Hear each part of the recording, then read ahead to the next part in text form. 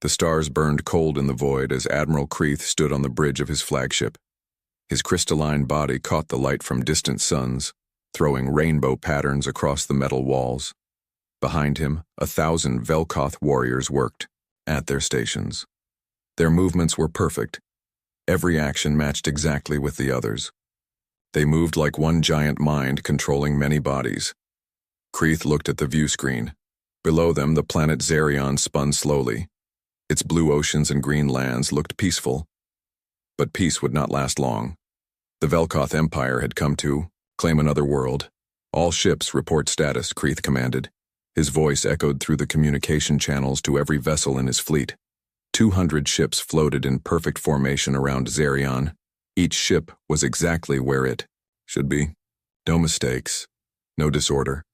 This was how the Velkoth fought wars. "Admiral," said Commander Vextar, stepping forward. "The planet's defense fleet has been destroyed. 15 ships. They lasted 12 minutes. Kreeth nodded. 12 minutes was longer than most. The aliens of Xerion had tried to fight. They had small, fast ships with energy weapons. But speed meant nothing when facing the Velkoth. Organization always won against chaos. "Open communication channels to all inhabited worlds in this sector," Kreeth ordered. "It is time for another lesson." The main screen changed. Instead of showing Xerion, it now displayed dozens of alien faces, bird-like Syrians with bright feathers, nautiloids with their large wet eyes, Chitauri with their insect features. All of them looked afraid. Fear was good. Fear made surrender easier. Kreeth walked closer to the screen. His crystal shell reflected the lights, making him appear even more frightening. "I am Admiral Kreeth of the Velkoth Empire. You have witnessed the fall of Xerion. This is what happens to worlds that resist us." One of the Syrian leaders spoke up. His feathers were shaking. "Admiral, please. Our worlds pose no threat to your empire. We are peaceful traders. We have families, children." "Your weakness is noted," Kreeth interrupted. "The Velkoth Empire does not negotiate with the weak. We are the perfect warriors. We evolved for war while you evolved for trade and art and other useless things. No species in this galaxy understands warfare like we do." The Admiral moved to the center of the bridge. Every Velkoth warrior stopped, working, and turned to face him. They all moved at exactly the same time. It was beautiful and terrifying. "Look at us," Kreeth continued, spreading his arms wide. "We think as one mind. We move as one body. We fight as one weapon. When we attack, every shot is perfectly aimed. Every ship moves to the right place at the right time. We do not make mistakes because we do not think like individuals.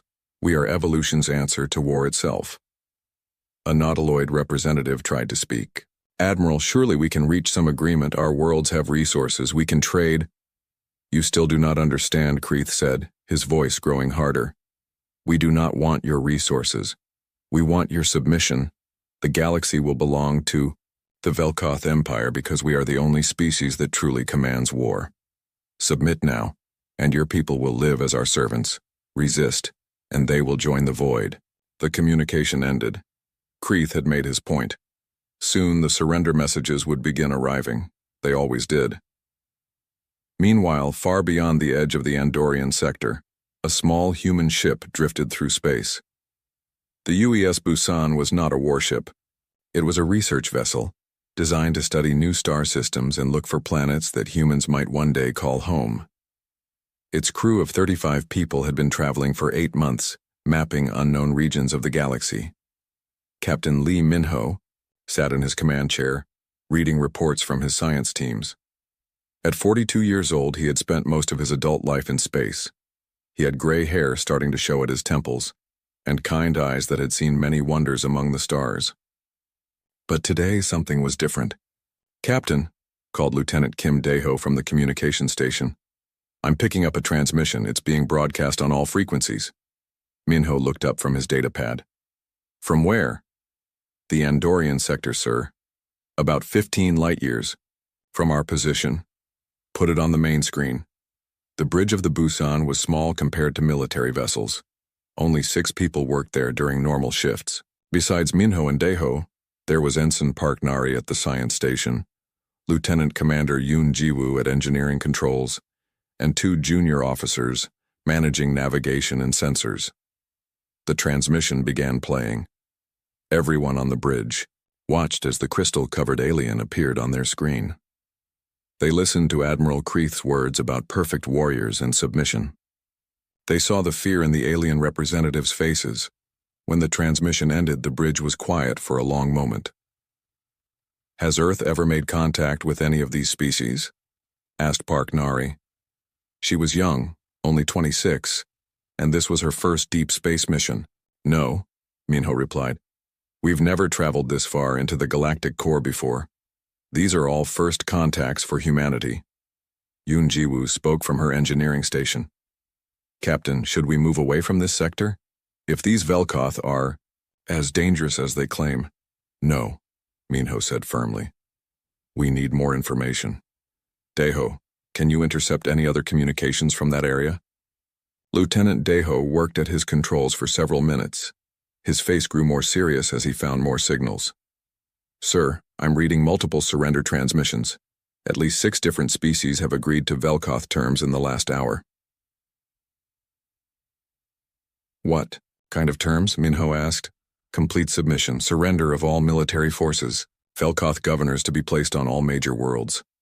Daeho paused, reading more data. "Captain, it looks like this empire has conquered 15 star systems in just 3 months." Park Nari turned from her science station. "Sir, I'm detecting weapon signatures from the battle near Zarion. The Velkoth ships use coordinated energy beams and kinetic missiles. Their tactics appear to be based on overwhelming numerical superiority and perfect timing." "Perfect timing," Minho repeated thoughtfully. "That suggests they plan every move in advance." "Yes, sir. The attack patterns show no variation, no improvisation. Everything follows preset formations." Commander Yoon Jiwoo stood up from her station. She was the oldest member of the bridge crew at 51 and had served in the Earth Navy before joining the Exploration Service. "Captain, with respect, this isn't our fight. We're explorers, not soldiers." Minho nodded. "You're right, Commander. But we may be the only humans in this region of space. Earth needs to know what's happening out here." "Sir," Daeho interrupted, "I'm receiving another transmission. This one is directed specifically at us." Everyone turned to look at the communication officer. "At us?" Minho asked. "How is that possible?" "Unknown, sir. But it's definitely targeted at our position and using our communication protocols." "Put it through." The screen showed a different alien this time. This one had blue-green scales and large, intelligent eyes. The creature looked exhausted and afraid. "Unknown vessel," the alien said. "This is Governor Thessian of the Zirian colony. We detected your ship on our long-range sensors before." The alien's voice broke for a moment. "Before our world fell. If you can hear this message, please send word to any spacefaring civilizations you know. Tell them about the Velkoth. Tell them what happened here. They claim to command war itself, and no one has found a way to stop them." The transmission ended with coordinates for several refugee ships that had escaped Xerion's destruction. "Captain." Minho stood up and walked to the main viewing port. Outside, the stars looked the same as always. But he knew that somewhere among those distant lights, an empire was growing. An empire that believed it had mastered warfare. "Nari," he said without turning around, "analyze everything we've intercepted about Velkoth military tactics. I want a complete report." "Yes, sir." "Daeho, contact those refugee ships. If any survivors are willing to talk, I want to hear their stories." "Understood, Captain." "Jiwoo, plot a course back toward Earth space. Maximum sustainable speed." The engineering commander looked surprised. "Sir, that will take us 11 months at best." Minho turned back to face his crew. "Then we better send a priority message ahead of us. Earth Fleet Command needs to know about the Velkoth Empire. They need to know about species that claim to command war." "What should the message say, Captain?" asked Lieutenant Daeho. Minho thought for a moment. He looked again at the screen where Governor Thessian's desperate face had appeared. He thought about the fear in the alien representatives' voices. He considered the cold confidence of Admiral Creeth. Tell Earth Command that we've discovered a military empire that has conquered 15 star systems using superior tactics and organization. Tell them the Velkoth believe they are the galaxy's perfect warriors. And tell them... Minho paused. Tell them that these aliens have never encountered humans before.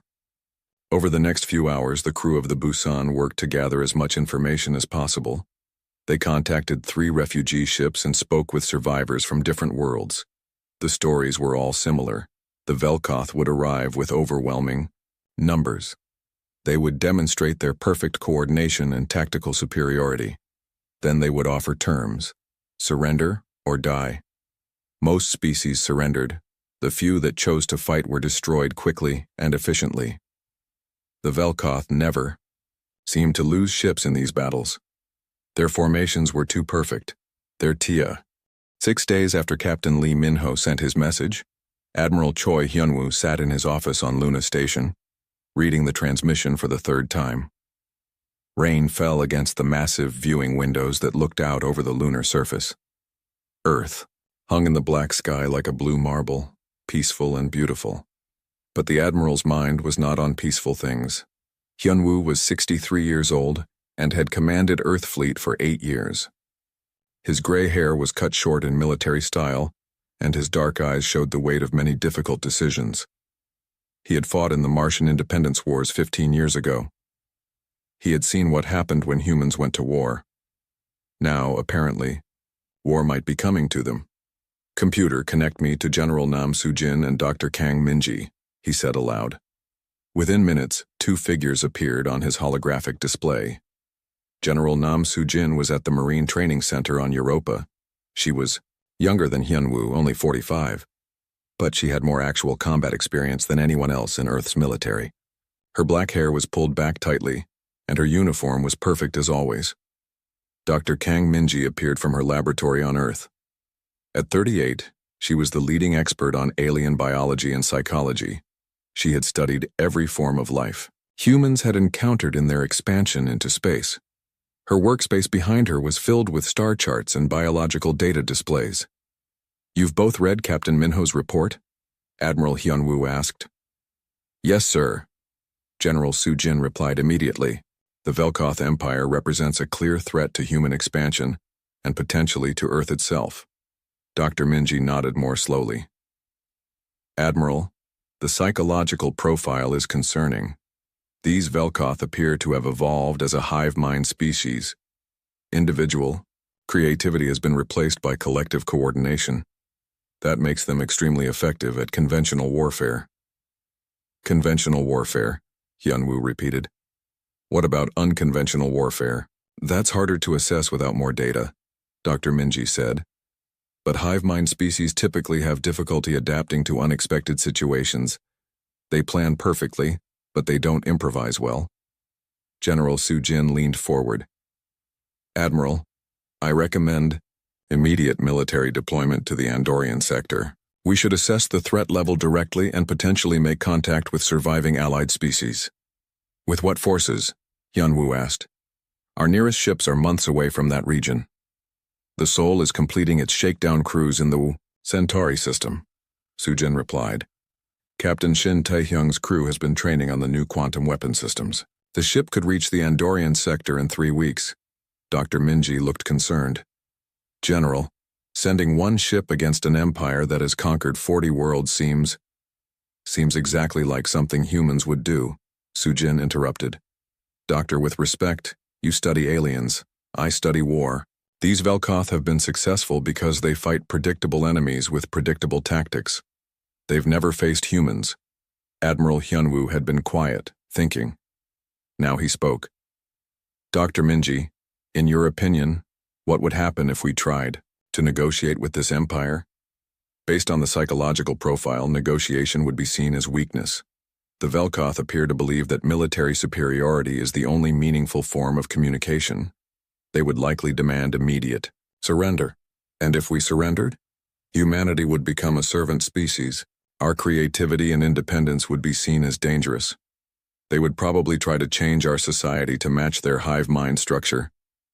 General Soo-jin made a sound of disgust. That will never happen. Then we're looking at eventual conflict, Hyunwoo said. The question is whether we engage now on our terms or wait for them to find Earth. The three leaders sat in silence for a moment. Outside the Admiral's window, Earth continued its slow rotation. Somewhere on that blue world, 3 billion humans lived their lives. Most of them had never heard of the Velkoth Empire. Most of them had no idea that their future might depend on decisions made in the next few hours. Tell me about the Soul, Admiral Hyunwoo said finally. General Soo-jin straightened. It's our most advanced battleship. Quantum torpedo systems, adaptive AI targeting, enhanced shielding. But more importantly, Captain Tae-hyung's crew represents our best tactical thinking. How? So? They're trained in asymmetric warfare. Instead of fighting like every other species, formations, predetermined tactics, standard procedures, they're taught to improvise. Every simulation they run is different. Every battle plan changes based on real-time conditions. Dr. Minji looked interested. That sounds like the opposite of Velkoth methodology. Exactly, Soo-jin said. The Velkoth perfect their tactics by repetition.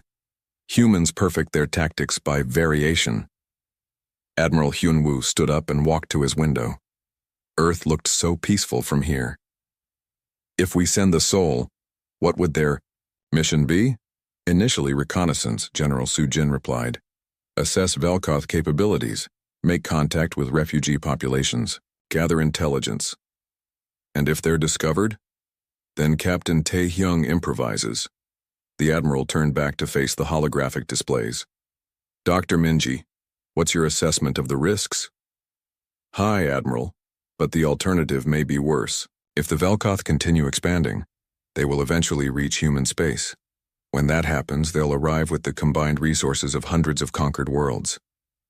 Better to face them now, while they only control 40 worlds?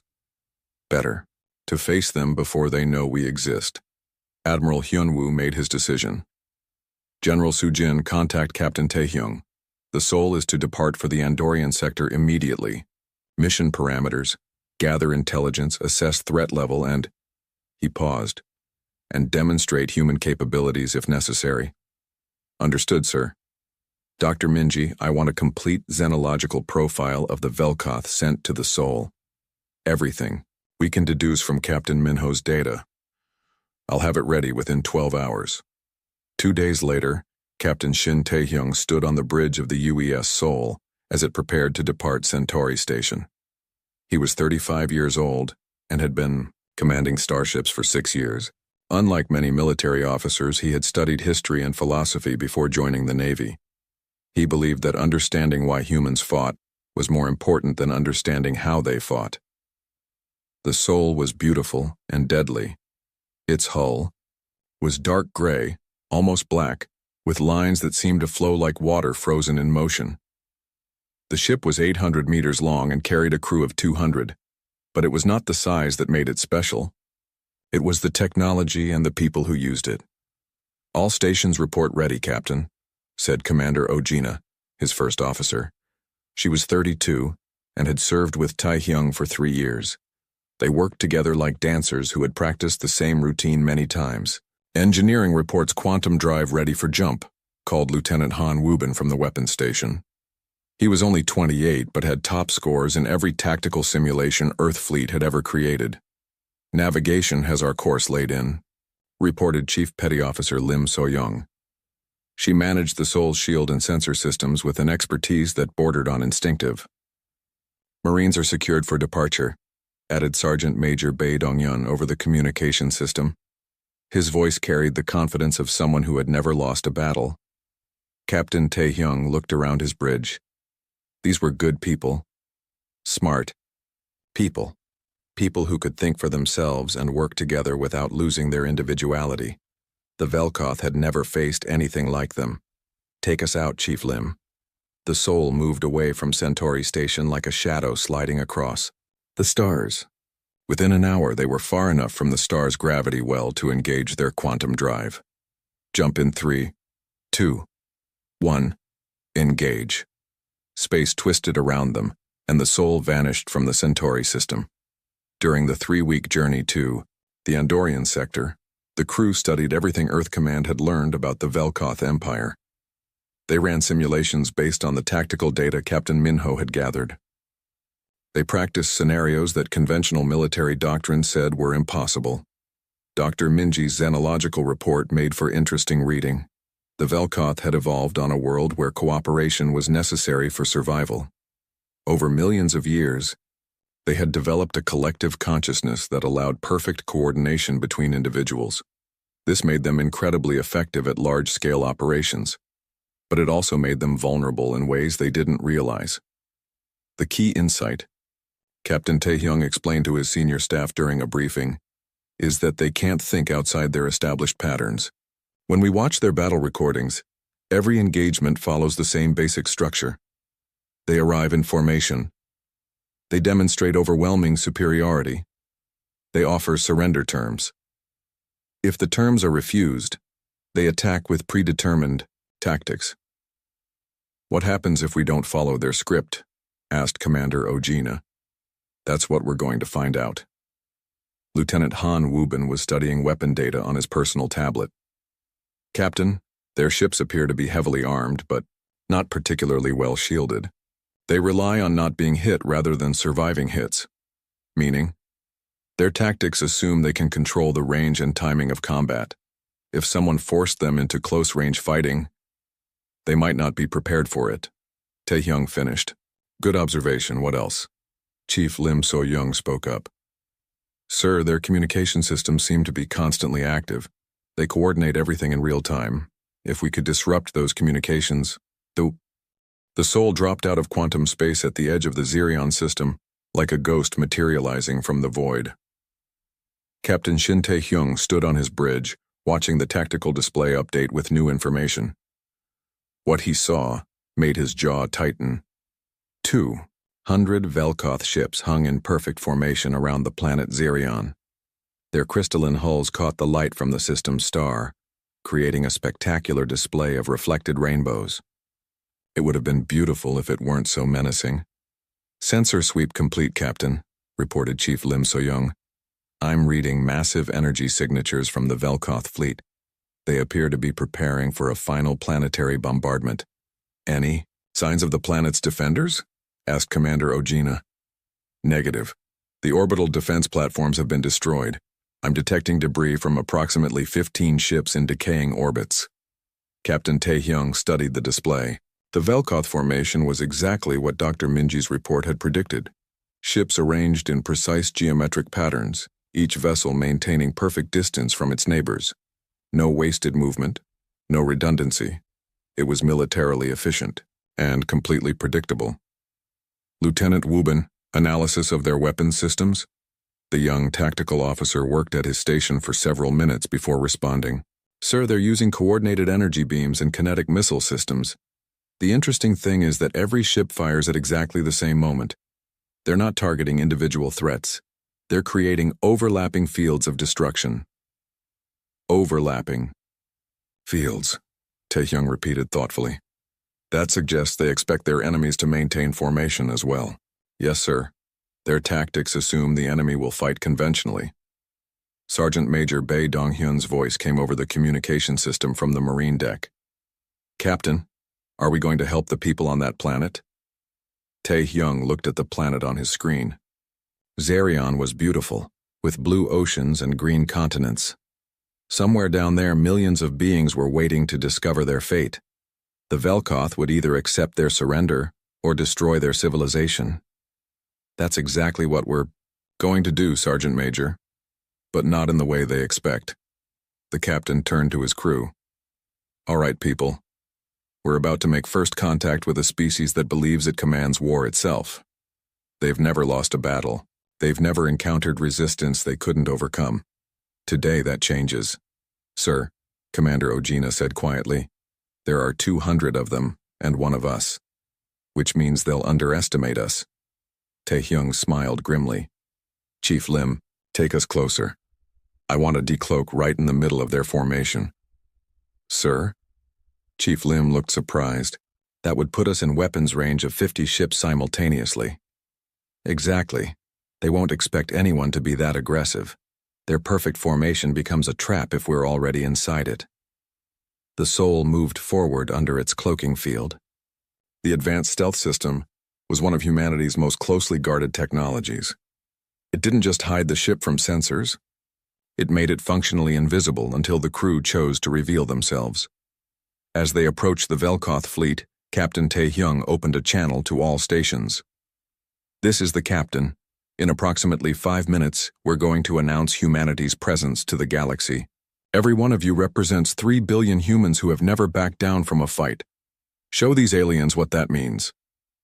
The Soul slipped between the Velkoth ships like a shadow moving through a crystal garden. The alien vessels maintained their perfect spacing, unaware that a human warship was now positioned at the exact center of their formation. "We're in position, Captain," Chief Lim reported. "Decloak us." The Soul suddenly appeared on every Velkoth sensor screen simultaneously. Admiral Kreeth, who had been reviewing surrender terms from 3 more species, looked up in shock as his officers reported the impossible. "Admiral," called one of his subordinates, "an unknown vessel has appeared inside our formation." "Impossible. Our sensors monitor all space within 10 light hours. Nothing could approach without detection." "Sir, it's right there." The Velkoth officer pointed at the tactical display. A sleek, dark ship hung in space exactly where their formation was weakest. Admiral Kreeth studied the new vessel. Its design was unlike anything in Velkoth databases. The hull seemed to flow like liquid metal, and the weapon emplacements were positioned in patterns that made no tactical sense according to established military doctrine. "Scan the ship. Identify its species and capabilities." "Sir, the scanning is being blocked. The vessel appears to be using some form of adaptive shielding." "Then we will ask them directly." Admiral Kreeth activated the fleet-wide communication system. "Unknown vessel, you have entered Velkoth space during military operations. Identify yourself and state your intentions." On the Soul's bridge, Captain Tae-hyung received the transmission. The Admiral's crystalline features appeared on the main screen, and his voice carried the absolute authority of someone who had never been challenged. "Captain," Commander Ojina said quietly, 200 ships have us targeted." "Let them." Tae-hyung stepped forward and activated the communication system. "Admiral Kreeth, I presume. This is Captain Shin Tae-hyung of the United Earthship Soul. You have threatened peaceful civilizations under the protection of the Terran Federation. Withdraw your forces or face the consequences." The bridge of Admiral Kreeth's flagship fell, silent. Every Velkoth officer turned to stare at their admiral. No species had ever spoken to them this way. No single ship had ever demanded that the entire Velkoth fleet withdraw. Admiral Kreeth began to laugh. The sound was like grinding crystal, sharp and unpleasant. "Captain Tae-hyung, you command 1 ship. I command 200. You are surrounded and outnumbered. Surrender immediately and your crew will be allowed to live as servants of the Empire." "Admiral," Captain Tae-hyung replied calmly, "you misunderstand the situation. You may command 200 ships, but I command something more valuable." "And what is that?" "Chaos." Before Admiral Kreeth could respond, the Soul opened fire. But not in any pattern the Velkoth had ever seen. Lieutenant Wubin targeted 3 ships simultaneously with quantum torpedoes that moved in curved paths instead of straight lines. Chief Lim activated the Soul's special maneuvering systems, causing the ship to spin and dive in directions that seemed to violate the laws of physics. The Velkoth formation, designed for perfect coordination, became a liability as ships found themselves firing at positions where the Soul no longer was. "Impossible," Admiral Kreeth breathed as he watched the human ship dance between his vessels, like a leaf caught in a hurricane. "How are they moving like that?" "Admiral," one of his officers reported, "the enemy ship's movements don't follow any known tactical doctrine. They appear to be improvising their maneuvers in real time." Improvising? The concept was alien to Velkoth thinking. Ships cannot improvise. Tactics must be calculated and coordinated. But the Soul continued to prove him wrong. Captain Tae-hyung's crew worked together with a fluid creativity that the Velkoth couldn't comprehend. Each officer anticipated what the others would do, but not because they were following a predetermined plan.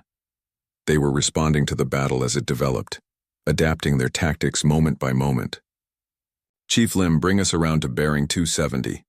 Lieutenant Wubin, target their communication array on the flagship. Sir, that will put us directly between 15 enemy ships. I'm counting on it. The Soul spun through space, using the Velkoth, ships themselves as cover. Admiral Kreeth found himself in the impossible position of being unable to fire at the human ship without hitting his own vessels. All ships, modify formation to Pattern 7, he commanded. But Pattern 7 was designed for fighting enemies who stayed in predictable positions. The Soul was already moving to a new location before the Velkoth ships could complete their repositioning. Lieutenant Wubin fired a series of quantum torpedoes that struck the flagship's communication array. Suddenly, Admiral Kreeth's perfect coordination began to break down. Individual Velkoth captains, cut off from the hive mind's guidance, hesitated for crucial seconds before acting. Captain, Commander Ojina reported, their response time is increasing. Without constant communication, they're having trouble coordinating. Exactly what we hoped for. Sergeant Major Bay, are your teams ready? Yes, sir. Marine boarding parties standing by. Deploy. The Soul launched a series of small craft that moved like angry wasps toward the nearest Velkoth ships. But these weren't conventional boarding shuttles. They were equipped with the same adaptive technology as the Soul itself, making them nearly impossible to target effectively. Sergeant Major Bei Dong-yun led the first boarding team onto a Velkoth cruiser. What they found surprised them. The ship's interior was like a crystal maze, beautiful but sterile. The Velkoth crew moved with mechanical precision, but when confronted with opponents who didn't follow established patterns, they seemed confused. These aliens fight like robots, Bay reported over his communication link. They know exactly what to do against conventional boarding parties. But we're not conventional. Instead of trying to capture the ship, Bay's teams planted explosive charges on critical systems and retreated. When the charges detonated, the Velkoth cruiser was disabled but not destroyed. It would survive, but it was no longer part of the battle. Admiral, one of Kreeth's officers. Admiral Kreeth stared at the human captain on his communication screen. The crystal formations on his head reflected the emergency lighting from his bridge, creating sharp patterns of red and orange. Around him, his officers worked frantically to assess the damage from the Soul's unexpected attack.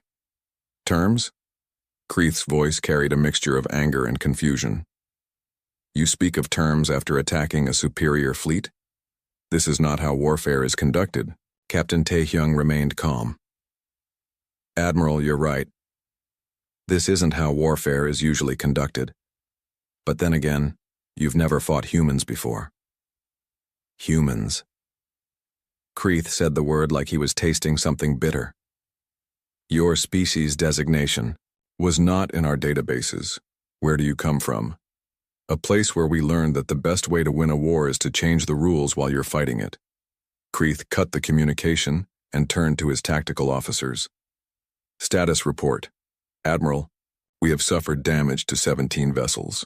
The enemy ship appears to be using weapons technology we have never encountered. Their torpedoes can change direction during flight. And their movements? Completely unpredictable, sir. Our targeting computers cannot calculate firing solutions, because the enemy ship never maintains course or speed for more than 30 seconds. Kreeth moved to the central command platform. Around him, the bridge crew waited for orders. For 800 years, the Velkoth had perfected the art of coordinated warfare. Every battle followed established patterns. Every victory came through superior organization and overwhelming force. But these humans seemed to ignore every principle of proper military conduct. Admiral, another officer reported, long-range sensors show additional ships approaching from multiple vectors. More human vessels? Unknown, sir. The sensor signatures are chaotic. On the Soul's bridge, Captain Taehyung received a priority communication from Chief Lim. Captain, I'm detecting Governor Thessian's refugee fleet approaching from the outer system. 47 ships of various types. Perfect timing. Taehyung said. Open a channel to all refugee ships. Governor Thessian's face appeared on a secondary screen. The alien leader looked exhausted but hopeful. Captain Taehyung, we came as quickly as we could, but our ships are not military vessels. How can we help? Governor, I need you to do exactly what I tell you. Can your ships maintain formation? Yes, but don't maintain formation. I need you to fly like you're trying to escape in 47 different directions. Governor Thessian looked confused. Captain, that would create complete chaos in local space. Exactly. What happened? Next would be studied in military academies across the galaxy for decades to come. The refugee fleet scattered across the Xerion system like seeds thrown into a hurricane. Each ship chose its own course, its own speed, its own destination. To the Velkoth sensors, it looked like random panic. But Captain Taehyung saw opportunity. In the chaos. Lieutenant Wubin, are you tracking the refugee ships? Yes, sir. 47 vessels on completely independent courses. Use them. The Soul suddenly accelerated toward the nearest refugee ship, a cargo vessel that was fleeing toward the system's outer planets. To Admiral Kreeth, it appeared that the human warship was pursuing helpless civilians. All ships, intercept the enemy vessel, Kreeth commanded. Protect the civilian craft. It was exactly what Captain Taehyung had hoped for. The Velkoth fleet broke their perfect formation to chase the Soul, spreading themselves across thousands of kilometers of space as they tried to catch a ship that seemed to dart between the refugee vessels like a fish swimming through coral. But the Soul wasn't just running. Every time it passed close to a refugee ship, Lieutenant Wubin launched quantum torpedoes that used the civilian vessel's mass to mask their signatures. By the time the Velkoth ships detected the incoming weapons, the torpedoes were already too close to intercept. Impossible, breathed one of Kreeth's tactical officers as he watched another wave of perfectly coordinated missiles appear from seemingly empty space. How are they launching weapons from civilian ships? They're not, Kreeth realized with growing horror. They're using the civilian ships to hide their weapons until the last moment. But sir, that would require individual targeting calculations for each torpedo based on the random movements of 47 different ships. Exactly. Kreeth finally understood what they were facing. These humans don't think like us. They don't plan like us. They improvise solutions faster than we can adapt to them. The Soul continued its deadly dance through the refugee fleet. Chief Lim pushed the ship's maneuvering systems beyond their design limits, spinning and diving through three-dimensional space in patterns that seemed to defy physics. The Velkoth ships, trained to fight in orderly formations, found themselves scattered across the system, unable to coordinate their attacks. Captain, Commander Ojina reported, Velkoth ships are starting to collide with each other. They're so focused on tracking us that they're not watching their formation spacing. Their greatest strength becomes their greatest weakness, Captain Taehyung observed. They've trained so hard to move together that they've forgotten how to think independently. Sergeant Major Bae Donghyun's voice came over the communication system. Captain, my teams are ready for Phase 2. Deploy. The Soul launched a dozen small craft that scattered in different directions. To the Velkoth, it looked like the human ship was abandoning escape pods. Several Velkoth vessels moved to intercept what they assumed were helpless survivors. Instead, they found Sergeant Major Bae and his Marines. The human boarding craft were unlike anything in the Velkoth databases. They moved like living things, changing direction and speed without warning. When they attached to Velkoth ships, they didn't follow standard boarding procedures.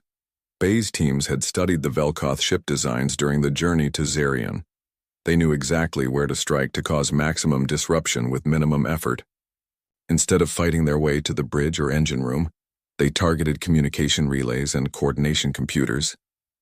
Remember, Bae told his teams over their tactical network, we're not here to capture ships, we're here to break their ability to work together. The Marines planted charges on critical systems and retreated before the Velkoth defenders could organize a proper response. Within minutes, a dozen Velkoth ships found themselves cut off from their fleet's coordination network. Admiral Kreeth watched his perfect fleet dissolve into chaos. Ships that had moved in harmony for centuries suddenly found themselves operating independently. Captains who had never made tactical decisions without consulting the hive mind hesitated at critical moments. "Sir," one of his officers reported, "we're losing communication with ships across the fleet. The human boarding parties are targeting our coordination systems." "Then we adapt," Kreith said grimly. "All ships switch to independent operations. Each captain will engage the enemy using their own judgment." But that command revealed the Velkoth's fatal weakness. Individual Velkoth captains had never learned to think creatively. They had been trained to execute perfect coordinated attacks, not to improvise solutions to unexpected problems. As the Velkoth ships began operating independently, their effectiveness dropped dramatically. They still outnumbered the Sol 200 to 1, but they no longer fought like a unified force. They fought like 200 individual ships, each trying to apply the same tactical solutions to a problem that demanded constant adaptation. Captain Taehyung watched the Velkoth fleet's coordination collapse and knew it was time for the final phase of his plan. "Chief Lim, take us directly at their flagship, maximum speed." "Sir, that's Admiral Kreith's command vessel. It's the most heavily armed ship in their fleet, which is exactly why they won't expect us to attack it head-on." The Sol turned toward the massive Velkoth flagship and accelerated to combat speed. Every sensor in the fleet tracked the human ship as it approached what appeared to be certain destruction. Admiral Kreith smiled for the first time since the battle began. Finally, they make a conventional tactical decision. All ships converge. On the flagship, we will destroy them when they attempt their attack. But Captain Taehyung had no intention of attacking the flagship conventionally. "Lieutenant Wubin, prepare all quantum torpedoes for simultaneous launch. Target every ship that moves to intercept us." "Sir, that's over 50 ships. We don't have enough torpedoes for individual targeting." "We don't need individual targeting, we need area saturation." The Sol fired every torpedo it carried in a single massive volley, but instead of targeting specific ships, the torpedoes were programmed to detonate in a pattern that would create overlapping energy fields throughout the space around the flagship. The Velkoth ships moving to intercept the Sol suddenly found themselves flying through a minefield of quantum explosions. Their perfect formation, designed to maximize firepower and minimize vulnerability, became a death trap as energy cascaded from ship to ship. "All ships, scatter," Admiral Kreith commanded, but it was too late. The quantum field created by the Sol's torpedoes was disrupting the energy flows through his ship's crystalline hulls. Systems failed across the fleet as the aliens' own technology turned against them. In the chaos of the quantum field, the Sol did something that no Velkoth tactician could have predicted. Instead of pressing its attack on the damaged ships, 2 weeks after the Battle of Zirion, news of humanity's victory had spread across the galaxy faster than quantum communication networks could carry it. In the council chambers of a dozen different species, alien leaders gathered around holographic displays showing the impossible: the mighty Velkoth Empire, defeated by a single human ship. On the bridge of the Sol, Captain Shin Taehyung read the latest diplomatic messages flooding in from across known space. The Syrian Confederacy had sent 3 separate requests for military alliance discussions. The Nautiloid Republic was offering trade agreements and requesting human military advisors. Even species that had never made contact with anyone were suddenly broadcasting their coordinates and asking for human protection. "Captain," Commander Ojina said, looking up from her communication station, "we're receiving another priority message from Admiral Kreith. He's requesting permission to come aboard." Captain Taehyung set down his datapad and looked at the tactical display. The Velkoth fleet had spent the last 2 weeks in emergency repairs, their perfect formation replaced by chaotic clusters of damaged ships. More than half their vessels were still only partially operational. "Has he explained why he wants to meet face-to-face?" "No, sir. But the message indicates he's willing to come alone, without escort." Lieutenant Han Wubin looked up from his weapons station. "Captain, that would be unprecedented. Velkoth commanders never leave their flagship during military operations. Then he must have something important to discuss." Taehyung made his decision. "Grant permission, but full security protocols. Sergeant Major Bay's teams will escort him from the shuttle bay." An hour later, Admiral Kreith stepped aboard the Sol for the first time. The Velkoth commander was even more impressive in person than he had appeared on communication screens. His crystalline exoskeleton caught the ship's lighting and threw prismatic patterns across the corridor walls. He moved with precise, measured steps that spoke of centuries of military discipline. Sergeant Major Bei Dongyun and 4 Marines escorted the alien admiral through the ship's corridors. Bei noticed that Kreeth observed everything with intense curiosity, studying the human ship's design and layout as if trying to solve a puzzle. Your vessel's internal architecture is chaotic, Kreeth observed as they walked. How so, Admiral? Bei asked. Velkoth ships are designed for maximum efficiency. Every corridor serves a specific purpose. Every room is positioned for optimal function. But your ship seems to have been designed by multiple minds working independently. Bei smiled slightly. Actually, Admiral, that's exactly how it was designed. Different teams of engineers working on different sections, then connecting them together. No single mind could have created something this complex. They entered the Soul's main conference room, where Captain Taehyung waited with his senior staff. The room was deliberately simple, with a large table surrounded by chairs that could accommodate various alien physiologies. The only decoration was a large viewing port that showed the stars beyond. Admiral Kreeth examined each human face carefully before taking his seat.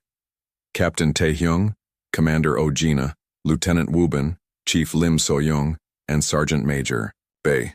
5 individuals who had somehow worked together to accomplish what entire civilizations had failed to do.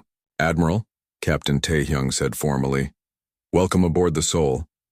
May I ask what brings you here? Kreeth was quiet for a long moment, his crystalline features reflecting the starlight from the viewing port. Captain, in 800 years of Velkoth military history, no enemy has ever forced our fleet to retreat. No species has ever defeated our coordinated tactics. No single ship has ever survived combat against a full Velkoth battle group. And now, Taehyung asked, now I must understand how it was possible. Dr. Kang Minji's voice came over the communication system from Earth. She had been monitoring the meeting remotely, ready to provide xenobiological expertise if needed. Admiral Kreeth, if I may ask, how does your species normally learn about new military tactics? Kreeth turned toward the communication speaker. All knowledge is shared through the collective consciousness. When one Velkoth learns a new technique, all Velkoth learn it simultaneously. This allows us to perfect our strategies across the entire species. And that knowledge is coordinated centrally? Yes. Perfect coordination requires perfect information sharing. Captain Taehyung leaned forward. Admiral, may I show you something? At Taehyung's signal, Lieutenant Wubin activated a holographic display showing the Battle of Xerion from multiple perspectives.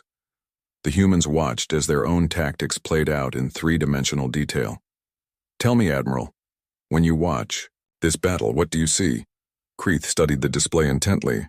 I see chaos. Your ship's movements follow no established patterns. Your weapons fire appears random. Your coordination with the civilian vessels makes no tactical sense.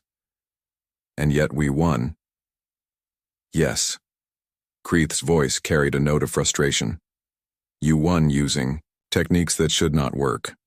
Commander Ojina spoke up. Admiral, may I ask how Velkoth commanders are trained? We study every successful battle in our history. We memorize the optimal responses to every tactical situation. We practice until our coordination is perfect. And what happens when you encounter a situation that's not in your historical database? Kreeth was quiet for a moment. That has never happened before. Until now, Lieutenant Wubin said quietly. Chief Lim So-young activated another section of the holographic display. Admiral, watch this sequence where we use the refugee ships to mask our torpedo approach. How would Velkoth doctrine handle that situation? It would not occur, Kreeth replied immediately. Velkoth forces do not use civilian vessels in combat operations. It is inefficient and unpredictable. But if it did occur, we have no established response to such tactics. Captain Taehyung stood up and walked to the viewing port. Beyond, The transparent metal Zarian continued its slow rotation. Its people safe for now. Admiral, let me explain something about humans. We don't have a collective consciousness. Every person on this ship thinks independently. When we face a new problem, 200 different minds start working on 200 different solutions. That sounds inefficient. It is inefficient, it's also unstoppable. Taehyung turned back to face the Velkoth commander. Your species perfected coordination, Admiral. You can execute flawless, predetermined strategies. But when something unexpected happens, your entire military structure freezes while waiting for new orders from the collective. Whereas humans adapt. Every officer on this ship has the authority to make tactical decisions. When Lieutenant Wubin saw an opportunity to use the civilian ships as cover, he didn't wait for orders. When Chief Lim realized your formation was vulnerable to disruption, she acted immediately. When Sergeant Major Bay's teams found weak points in your ship designs, they exploited them without consulting a tactical database. Dr. Minji's voice came through the speakers again. Admiral, this represents a fundamental difference in military philosophy. The Velkoth way creates perfect soldiers who execute perfect plans. The human way creates imperfect soldiers who create perfect adaptation. Admiral Kreeth stood up and walked to the viewing port. His crystalline form reflected the stars, creating patterns of light that seemed to shift and change. Dr. Minji, Captain Taehyung, I must ask you something that may sound strange. Of course, Admiral. Could humans teach other species to fight this way? The question hung in the air like an unexploded quantum torpedo. Captain Taehyung exchanged glances with his officers before responding. Admiral, why would you want to learn human tactics? Because, Kreeth said quietly, the Velkoth Empire has conquered 40 worlds using our methods. But now we have discovered that our methods have limits. If we encounter other species that fight like humans, you would lose. Yes. The admission seemed to pain the proud alien commander. Captain, the Velkoth have never asked another species for help. But I must ask, would humans be willing to share their knowledge of warfare? Sergeant Major Bay spoke up. Admiral, human military doctrine isn't something you can just memorize and download to your collective consciousness. It requires individual creativity, independent thinking, and the ability to make decisions without consulting higher authority. That sounds like the opposite of everything the Velkoth represent, Commander Ojina observed. Exactly, Kreeth replied. And that is why we need to learn it. Captain Taehyung returned to his seat at the conference table. Admiral, are you suggesting that the Velkoth Empire wants to fundamentally change its military structure? I am suggesting that the Velkoth Empire wants to survive. We have encountered a form of warfare that we cannot counter using our current methods. Either we adapt, or we face eventual defeat by any species that learns to fight like humans. The implications of Kreeth's words were staggering. The most militarily successful empire in galactic history was asking for help from a species they had never heard of 2 weeks ago. There would be conditions, Captain Taehyung said carefully. What conditions? First, the Velkoth Empire ends, its expansion. No more conquered worlds. Kreeth nodded. Acceptable. Second, the worlds you've already conquered are given the option of independence or voluntary association. That would be difficult. Many of our subjects, Admiral, Dr. Minji's